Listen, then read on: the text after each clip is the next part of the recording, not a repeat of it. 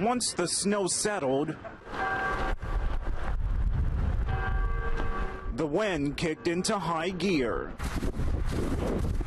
But not even that could keep people from venturing outdoors. I actually really like driving in the snow. Even though travel officials suggested people stay off the roads because of the blizzard warning in effect until midnight.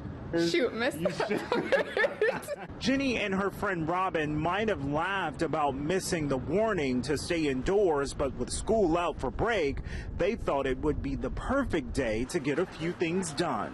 Building a snowman, going to Java House, baking cookies, the Natural History Museum, Sledding. Maybe that was all. Taste of China. Oh, Taste of China. That one.